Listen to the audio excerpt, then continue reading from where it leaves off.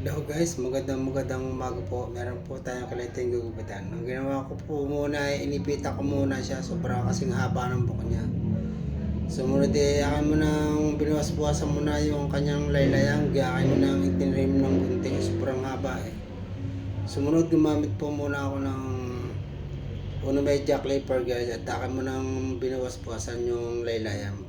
Mababa lang po ang aking bawas dito sa sa likod ng batok.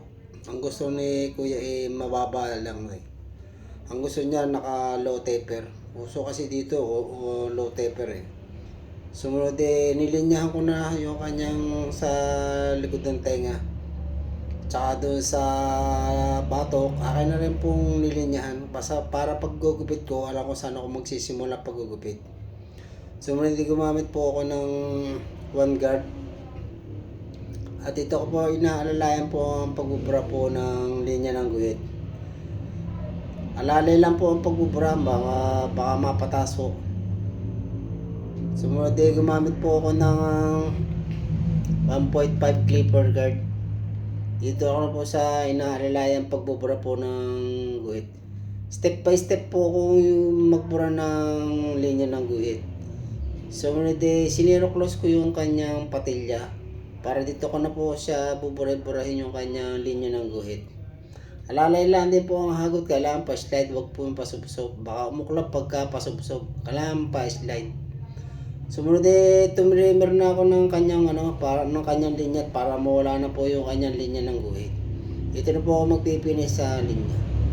Sumunod pinasabasa ako na para mabuwas-buwasan ko na yung kanyang lago ng buhok. Sobrang lago, ang haba. Gumamit po muna ako ng tining scissor para mawala po yung kapal ng kanyang buhok. Tinining scissor ko hanggang doon sa likod.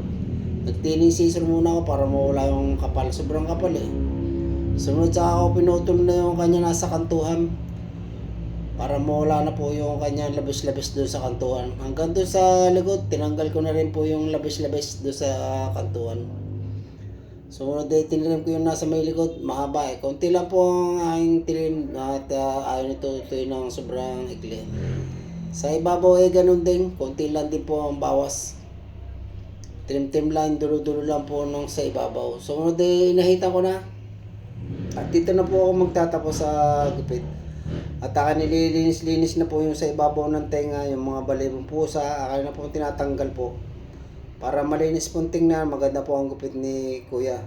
Ang laki nang nabago, ang lago kanina ngayon tumot maiksi na.